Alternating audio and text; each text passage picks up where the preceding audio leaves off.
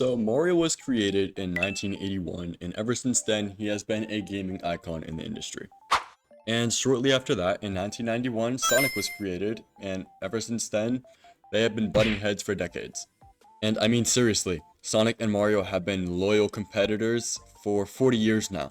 And that's genuinely insane because they're 40 years old, like they're getting too old for that. And with every new era comes a new era of games, specifically racing games. And Mario Kart World is an exception by it releasing on June 5th of 2025, which is also the launch date of the Nintendo Switch 2.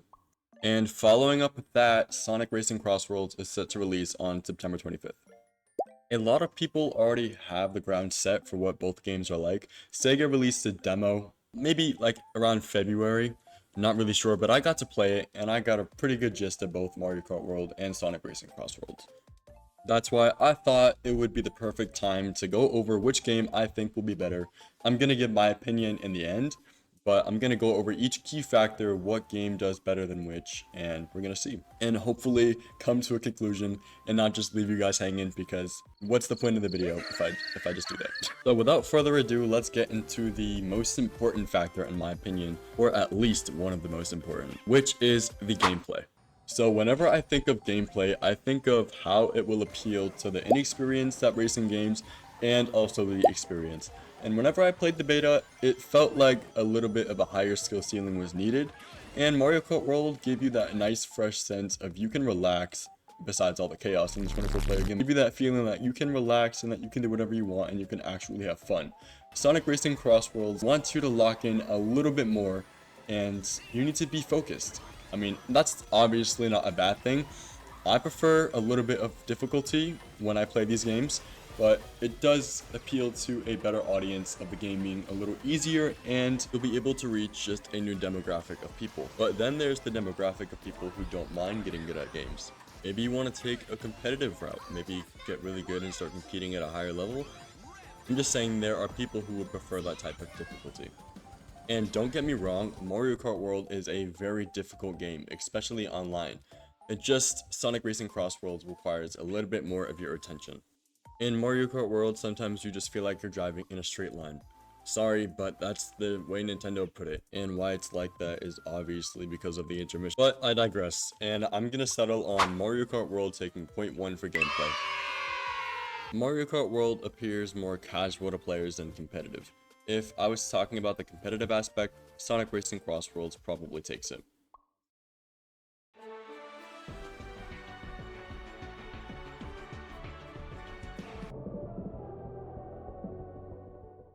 Okay, let's talk about characters. Mario Kart World and Sonic Racing Cross Worlds both have a wide variety of characters. I know this is going to sound a little bit weird, but I'm not going to include any of the costumes because those are not separate characters. So I'm just going to actually focus on the characters themselves, because the costumes don't count. One thing I want to talk about with the Mario Kart World roster is that I think some of the characters lack a little bit of meaning. Also, background. The only reason people know why Pokey exists is because we decapitate him in the Mario Bros games. What I'm trying to say is they just lack character, and Sonic excels in that area. Sonic Team really did their best when it comes to including all of the characters from the past games. You have Jet from the Sonic Riders series, and you have Sage from Sonic Frontiers. Just Sega incorporates a lot more meaning into their characters, and it also gives the player playing a better experience in the end. So there's not much to talk about when it comes to this topic, but this point should obviously go to Crossplay. Like, come on Nintendo, take notes. Who wants to be playing as a cow anyway? Like, we didn't ask for this. Okay, going on to the customization aspect of things.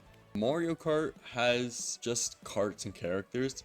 They all have their individual stats and speeds and acceleration and handling and stuff like that, but it's not really customizable. It's really just whatever you pick is whatever that is. Sonic Racing Cross Worlds, on the other hand, has a big variety of carts, wheels, LED screens, stickers, all that stuff. It's just such a variety.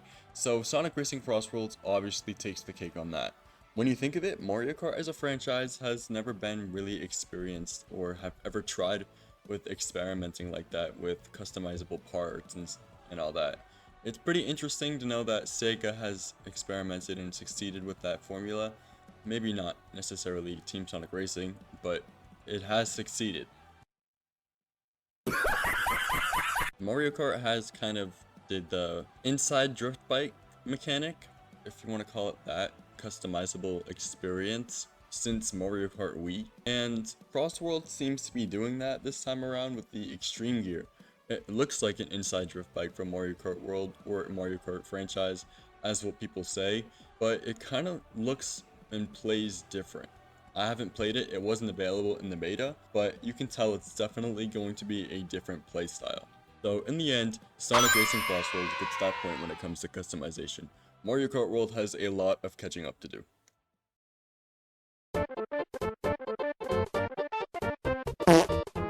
On to the tracks of both games. So I'm not going to count intermission tracks because if you count those, it's over 200. Something like that. Without any of the intermissions, there's 30 tracks. Let's say that. I'm pretty sure that's 30. Crossworlds, I don't know yet, but as far as we know, there's about 20, I believe. So I'm gonna go with those. I'm not gonna put all those screens up and photos of these tracks because you've probably already seen them by now. When you think about attention to detail and you think about general stage design, you want to go with the track or stage that gives you the most enjoyment. Which track has the most turns? Which track has the highest skill ceiling? Which track generally gives you a good time in the end?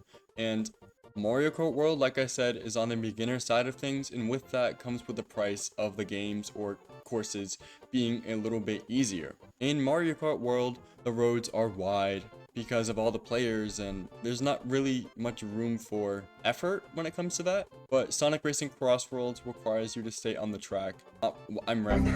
What am I doing? Like I said earlier, it just requires you to lock in a little more. And if you're looking at this clip right here, you can see that Crossworlds has narrow sections and pathways and a bunch of items flying everywhere. The same thing can happen in Mario Kart. It's just a little less prone. Phew. But in the end, another point goes to Crossworlds. And let's not forget, 50% of the time when you're driving online anyway, you're gonna be driving on an intermission, so deal with it.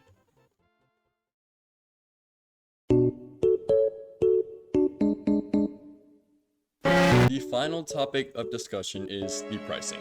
A lot of people are skeptical of both games' prices because Mario Kart World's launch title is $80 and the base game for Sonic Racing Crossworlds is $70. And that's just the base game. The Digital Deluxe Edition is $90. So it's pretty crazy. And a lot of people are also mad because Sonic Racing Crossworlds is a spin-off game, not a mainline game, yet is still pricier than their mainline games, which is very weird for them. So it almost looks like they're trying to compete with Mario Kart World. And it's not working out for any of them. But if I had to put my finger on it, I would have to go with Crossworlds because getting the Digital Deluxe, or whatever whatchamacallit, is still an option. You don't have to pay $90 to enjoy playing the game, hence why the final point needs to go to Crossworlds. Now for my final point, which game do I think is going to succeed over the other? Mario Kart World will do better than Sonic Racing Crossworlds, only because Mario is more popular. Do I think it's going to be the better game though? I don't think so. Sonic Racing Crossworlds, in my opinion, will be the better game. But you can't fight with the people or the sales. But those were my opinions on which game would surpass which. If you enjoyed, be sure to like and subscribe, and I will see you guys in the next one. Peace!